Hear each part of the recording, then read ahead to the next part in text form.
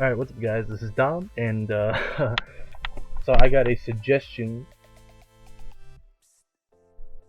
from Dean the Lemur, shoutouts to you, to start doing a lot, start doing some duels on the channel. So I have this duel on Duelingbook. This is a rated game, so we are playing for keeps. My opponent is is trying his best. So I open with two guards, but I still am able to combo off. So let's just see how I did.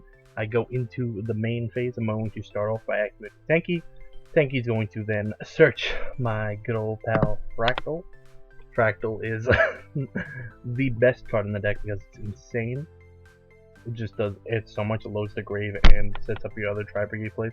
So I'm going to activate Fractal. I'm then going to then send Nerval to the graveyard, and then I'm going to then search out.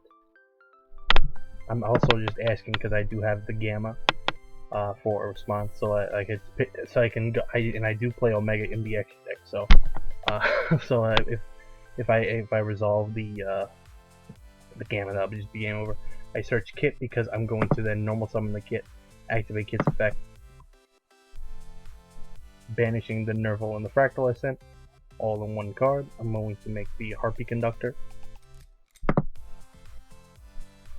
This allows me to then link off into Smorg, which is an insane card. It's really powerful. Unfortunately, I did draw both the Stormwinds and the Avian, but we're going to see it's not going to be a big deal because I do have also Karis to extend my plays. And I do make a misplay sending the Rendezvous with the Git. I should have sent the Tri-Brigade Oath instead, because as you see, I'm going to end on a board with a Beast, Beast Warrior, and Winged Beast, because Karis is a Beast. I'm going to make double Dragon Lord, which is a Warrior, and Samorg is a Winged Beast, so that would be the trifecta, and I'd be able to negate a spell or trap. So if he was maining things like Lightning Storm or Evenly Matched, it would be a problem. So here we're going to proceed to the end phase. I have a really strong board of double Dragon Lords to deal with a normal summon.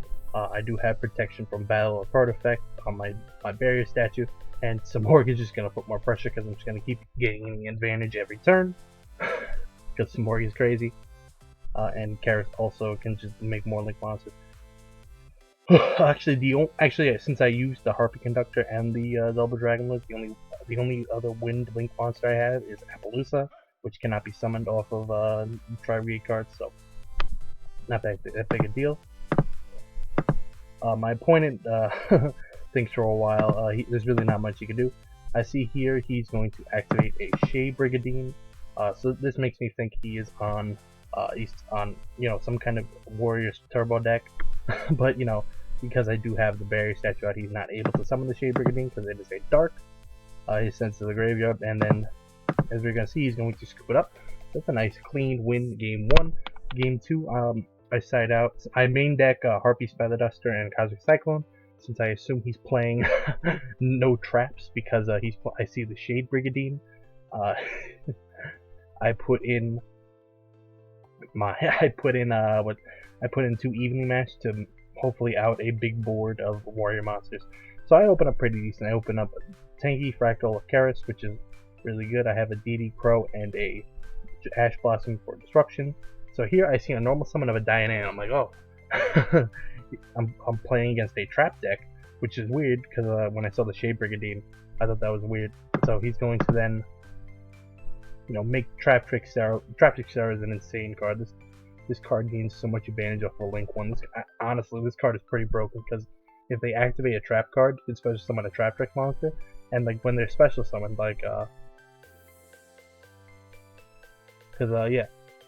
see like Traptrix Diana and has an effect when it's special summoned to get a trap hole from the graveyard, and Traptrix Remelio can pop a spell trap when it's special summoned, and when that is triggered, after you special summon off of this, you also get another trap card from your deck.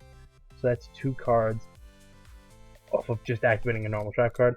So here he's now going to activate his Parallel Seed, and since this is he needs another extender to make a play because I don't think he's gonna link off Sarah, because Sarah is just so insane.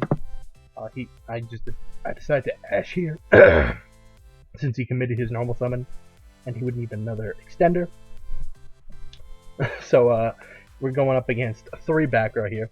Here I'm gonna go think my play is going to be Zeus. So here I'm gonna activate my Tenki first just to bait out any disruption. Hopefully he wastes his negation on the Tenki because I don't need the search. And I just get another fractal. Here I'm going to activate the fractal. I'm going to then attempt to send the Cobalt Spare, but as we're going to see, he's going to activate his trap card. Gravedigger's Trap Hole. I've never seen this card before, but in this scenario, it's actually really good because it stops what I want to do. But fortunately, I did draw the DB Crow, so I could special summon the Warbler, normal summon the Crow. All's going to be good. But since he activated a normal trap, he's going to be able to summon a Traptrix Myrmelio, pop my Tenki, and since he popped my Tenki, he's going to be able to set another Trap Hole card. So here he's just going to gain so much advantage. And we see Time Space Trap Hole, card from Duelist Alliance, so it's an old card, hasn't seen that much play, but it's a pretty decent card. It's like, I would compare it to Compulsory Evacuation Device. So play goes back to me. I'm now going to summon my Warbler. I know one of his sets is inactive because he set it this turn. And now here I normal summon DD Crow. I hope he doesn't have a response because I am going for the Zeus play. I'm then going to overlay. Going for the Assembled Nightingale. Yeah, Assembled Nightingale is 400 attack. He says hold up here. Yep. So yeah, he doesn't have any response, so I got a little worried here. So I go into Assembled Nightingale. I'm able to detach one because I'm not gonna go for the Down Magician, since I am playing the Down Magician in the extra deck. It's just far too risky. There's no reason for it. So I'm just going to go attack twice, and thankfully both the attacks go through. I do have protection due to its effect. Here we go, main phase 2. I summon Zeus, best card in the game. Here you're going to then activate a bottomless trap hole onto my Zeus, and I'm going to change Zeus's effect. It's a quick effect because Zeus is broken. And he does then attempt to change the time space because he just said it. I discard 2. I detach 2. His whole board is wiped. And this card is pretty interesting. It just gets him another trap from the graveyard, so that's pretty cool. So I think Traptrix is fantastic. But since I do have another extender, I do have the Karis, I'm able to then just keep summoning monsters. I banish 3. Yep, banish 3, DD Crow, Assembled Nightingale, and Warbler to make some more, and then go into the end phase and lock him out of special summoning, since I assume he's not playing any wind monsters. This should wrap this up with no cards. Zeus plus Morg, pretty insane. No contest, he draws a card. Sets it, passes. Not a big deal. Because at the end phase, some Morg activates, since there is 5, 6, 7, 8, 9. I could summon a level 9 or lower wind monster. And here comes the Apex Avion. And that should be GG. And here I draw a Fractal. Why not?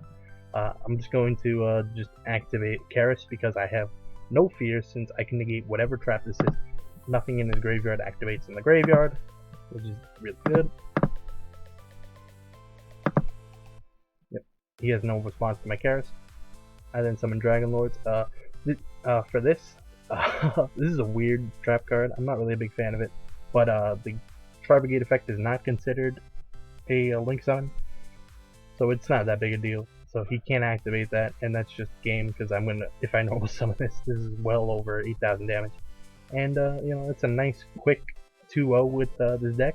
I hope you guys learned something, like seeing me play with a seemingly really bad hand in game 1, extending past a bunch of back row with ease in game 2, and just completely blowing out my opponent. I think the Traptrix deck is a really cool rogue deck this format, because I think traps in general have a lot of power in this format. With decks like Eldritch and Ice Dragon's Prison being really an insanely strong card. and Traptrix are just gaining so much advantage. I think he played a little bit like too deep in the well of trap hole cards, but I hope you guys enjoyed, and I hope you guys liked it. Leave a comment if you have if you want to see any specific games or anything like that. So I'll see you guys next time.